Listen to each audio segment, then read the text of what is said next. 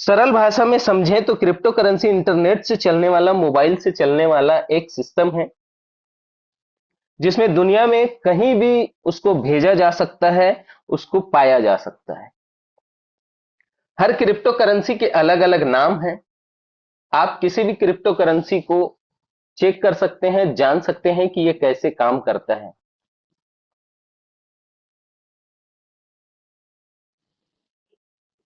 Crypto उद्योग का दायरा और भविष्य क्या हो सकता है, एक एनालिसिस है। जो 2021 का मार्केट कैप था इसका, पूरी दुनिया में जो मार्केट कैप बनता है वो 3 ट्रिलियंस का था।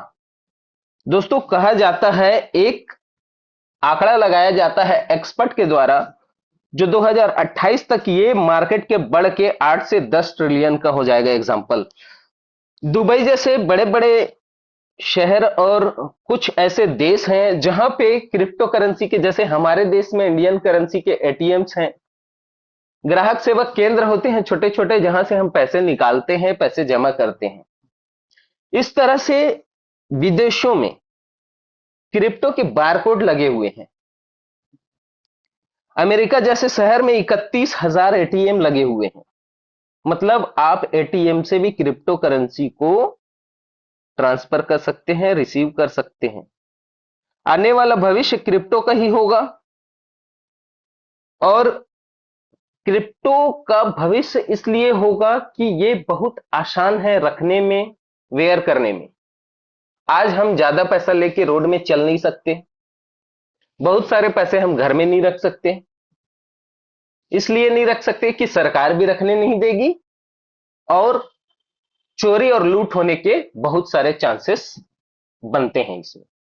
क्रिप्टो करेंसी ऐसा है जिसको आप सिर्फ एक वॉलेट में रख लेते हैं और वॉलेट डिलीट भी कर देते हैं। उसके बाद वापस से उस वॉलेट को अगेन डाउनलोड करते हैं तो वो आपका फंड वहां पे दिखने लगता है। जैसे आपके पास में फोन पे, गूगल पे है, उसे आपने डिलीट कर दिया, वापस से अपना मोबाइल नंबर डाला और आपका फंड वहीं के वहीं दिखना चालू हो जाता है और आप लेन देन चालू कर सकते हैं। ठीक उसी तरह से वॉलेट पे कुछ की होते हैं, उस की को संभाल के आपको रखना है, और जैसे ही आप वॉलेट डिलीट कर देते हैं, वापस से उस की को डालते हैं, तो आपका वॉलेट चालू हो जाता है। तो चोरी होने का, लूट होने का डर खत्म हो गया। बहुत सारे खर्चे नहीं आएंगे आपको ट्रांसफर करने में इधर से उधर।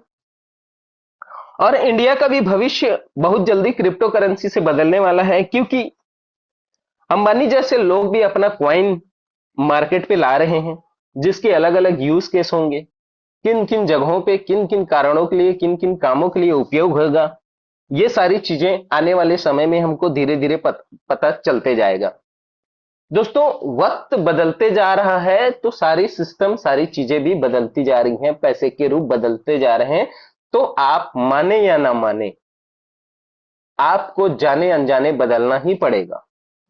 अगर आप नहीं बदलेंगे तो नोकिया एक ऐसी कंपनी थी जिसका मोबाइल हर एक इंसान के हाथ में था, और उसने वक्त के साथ अपने आप को अपडेट नहीं किया, अपने आप को नहीं बदला।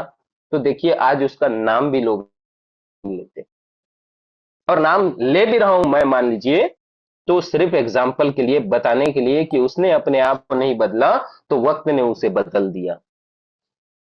तो दोस्तों, अगर हम इन सारी चीजों की जानकारी नहीं रखेंगे, हम वक्त के साथ नहीं बदलेंगे, तो हम मार्केट में सरवाइव नहीं कर पाएंगे।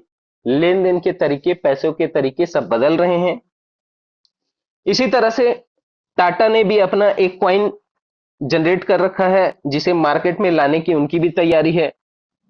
डोनाल्ड ट्रंप का एक ट्रंप कॉइन आप देख चुके हैं, बहुत सारे एक्सचेंजों में दिखता भी है। एलन मस्क, जो आज की डेट में बहुत ही अमीर और कामयाब शख्स माने जाते हैं, उन्होंने भी अपना एक कॉइन बना रखा है।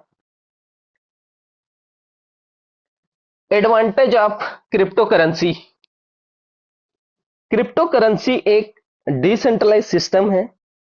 इसमें कोई बैंक या सरकार इसको कंट्रोल नहीं करती है। पूरा सिस्टम जो है ब्लॉकचेन पे चलने वाला एक सिस्टम है। ब्लॉकचेन को एक एग्जांपल से आप समझ सकते हैं। जैसे कि हम कोई बिजनेस करते हैं तो कहीं हमें ऑफिस लेना पड़ता है। अगर हम कोई धंधा कर रहे हैं तो हमें दुकान लेना पड़ता है। अगर हमारे पास पर्सनल घर नहीं है, खुद की जमीन नहीं है, तो हम किसी के जमीन को लेते हैं रेंट पे, या घर को लेते हैं रेंट पे रहने के लिए। ठीक इसी तरह से अलग अलग क्रिप्टो करेंसी की ब्लॉकचेन बनी हुई है, और बहुत सारी क्रिप्टो करेंसियां उसमें लिस्ट होती हैं, रेंट पे रहती हैं, समझ सकते हैं। जैसे हम अभी पॉलीगॉन के ब्लॉकचेन में हैं, तो हमें रेंट देना पड़ता है। रेंट क्या देना पड़ता है? पॉलीगॉन का जो पोल करेंसी है उसका फीस लगता है जब भी हम वहां पे कुछ ट्रांजैक्शन करते हैं। तो इस तरह से ब्लॉकचेन को माना जा सकता है कि ब्लॉकचेन एक सिस्टम है जहां पे अलग अलग दुनिया की बहुत सारी क्रिप्टो करेंसी वहां पे लिस्ट है, और वो अपना वर्क कर रही है, अपना काम कर रही है, अपना प्रॉफिट कर रही है, लोगों को सर्विस दे रही है। फास्ट ट्रांजेक्शन मतलब आज हमको पैसा भेजना हो, किसी को लोकल ही भेजना हो, एक बैंक से दूसरे बैंक में भेजना हो, तो 2 से 3 दिन लग जाते हैं मिनिमम। मैक्सिमम में 7-7 दिन लग जाते हैं।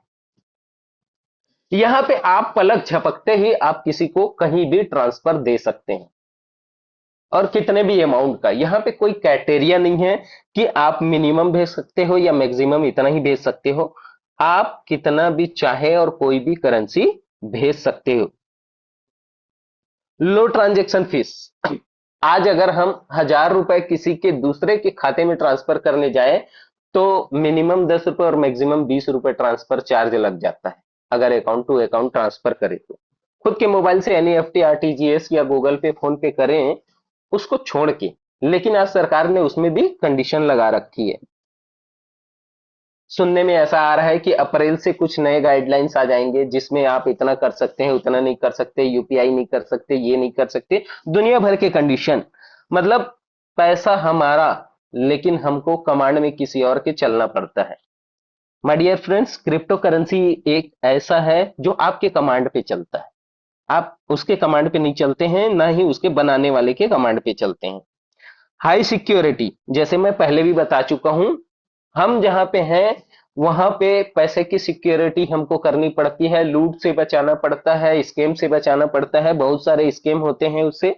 यहाँ पे सिक्योरिटी ब्लॉकचेन टेक्नोलॉजी की वजह से डेटा हैक होने का चांस बहुत कम हो जाता है। जैसे ऑनलाइन साइबर क्राइम जो होता है इंडियन करेंसी में या बाकी चीजों में, उस तरह के यहाँ पे नहीं हो सकते, बहुत कम चांस है। यहाँ पे अगर ऐसा कुछ होता है तो वो सिर्फ और सिर्फ आपकी गलती से ही हो सकता है, अदरवाइज ऐसा कुछ भी नहीं होता। क्योंकि यहाँ कोई ओटीपी ये वो आजकल जैसे चल रहे हैं, फोटो डाउनलोड करते ही आपके अकाउंट से पैसे गायब, इस टाइप के सारे कंडीशन यहाँ पे अप्लाई नहीं होते हैं।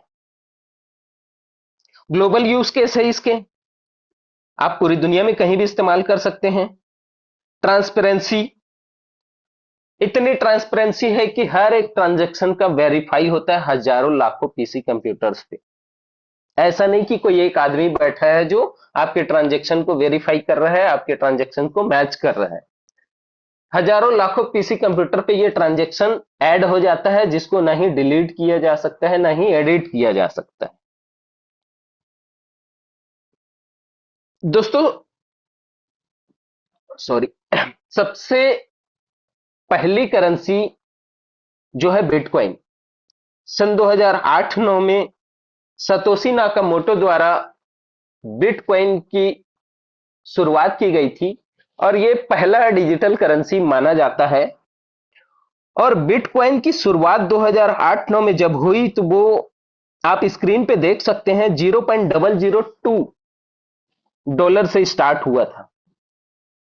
दोस्तों ये प्राइस, ये टाइम, जैसे आज हम और आप समझ रहे हैं, या जैसे मुझे किसी ने समझाया, जैसे आप किसी को समझाने और बताने, प्लान दिखाने जाते हैं, एक्चुअल में समझा तो हम किसी को सकते नहीं हैं। हम सिर्फ और सिर्फ जो चीजें हमारे पास में है, जो एक्सपीरियंस हमारे पास में है, जो नॉलेज है, जो फायदे वाली चीज है, हम उसको किसी को बताने जाते हैं।